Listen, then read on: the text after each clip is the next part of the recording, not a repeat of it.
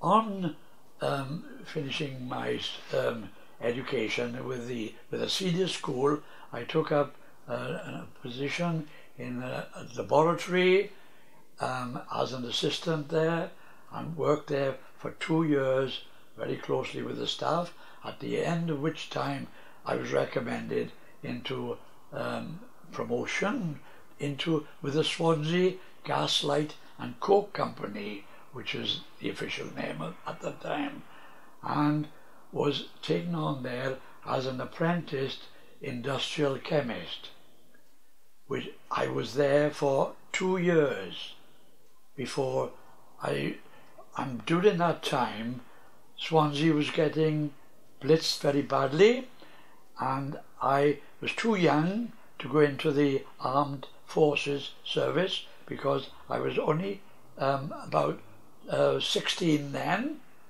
and the age for entry was 18. I was 16. My girlfriend then, who later became, after 70 years, my wife, we were sitting in St Mary's Church one Sunday morning, and the vicar got up in the pulpit and he said, "Listen to this." The speaker was alive, and he said, Mr. Chamberlain, spoke, that he was a Prime Minister then, said about no such undertaking has been received. We are now at war with Germany. And we were sitting in the church as two youngsters. My girlfriend then 15 and I was 16.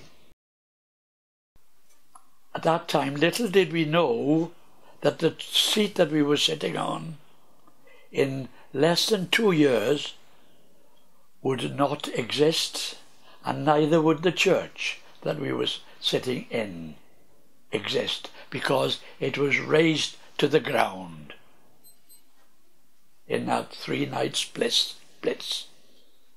And so anyway, we did all we could for the civil defence. I was in the first aid parties, going around doing what I could for the people, always very keen on anything to do with medicine or helping people, of which I'm a member of St John for over 50 years, now a commander of St John. And so that we occupied ourselves. In fact, my wife, who has got a corner over there to tribute to her, she's my late wife now, and only this week I celebrated her 3rd anniversary of her parting after 63 wedded years together.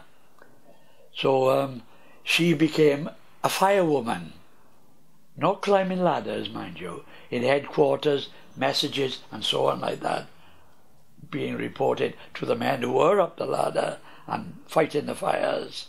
And if you've probably seen many pictures of it, the chaos that Swansea was in, it didn't exist for a long time, and people didn't realise, that if it hadn't been for the action then and the action since by the forces, we wouldn't be here now, probably. Thank goodness for that. And we're hoping with these sort of things that it will never happen again. We always was under the impression that it was a war to end all wars, and they thought that in the First World War, that it was a war to end all wars, but it didn't happen. And look at us today.